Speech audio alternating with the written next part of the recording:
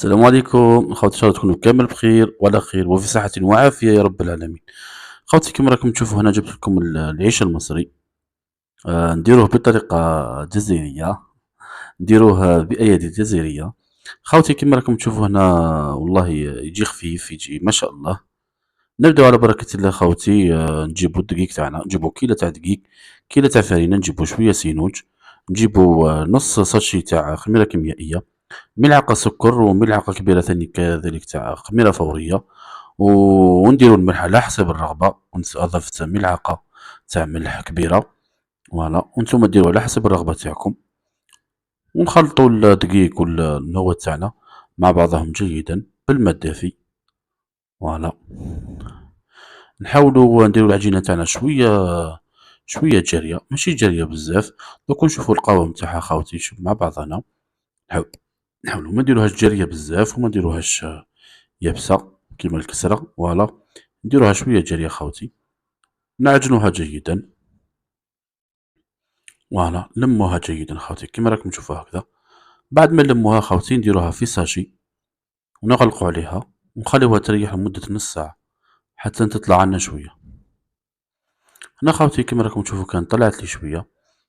فوالا، نجبدوها ونبداو نعجنو فيها جيدا كيما نعجنو المطلوع ولا أي خبز عادي. فوالا،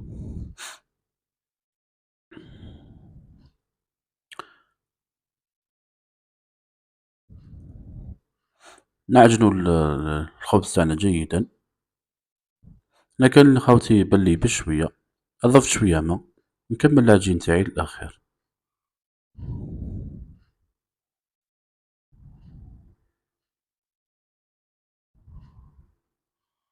وأنا خاوتي في الأخير نديرو الزبدة، نديرو ملعقة تاع زبدة، ونكملو العجين تاعنا جيدا، ندخلو الزبدة جيدا حتى نلاحظو بلي الخبز تاعنا راح يولي طري ما شاء الله وخفيف.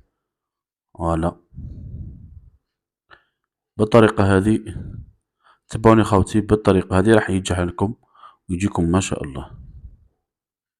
في الأخير هنا خاوتي نقسموه إلى كريات كيما راكم تشوفوا هكذا، نديرو طبسي تاع دقيق كيما راكم تشوفوا، ونطرحو نديرو الدقيق تاعنا في السطحين من فوق ومن تحت.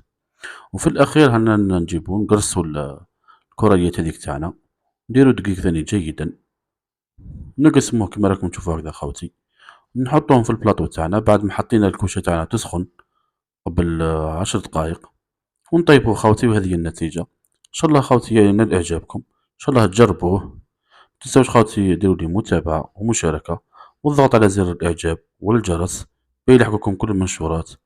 نلتقي مرة أخرى إن شاء الله، والسلام عليكم ورحمة الله وبركاته.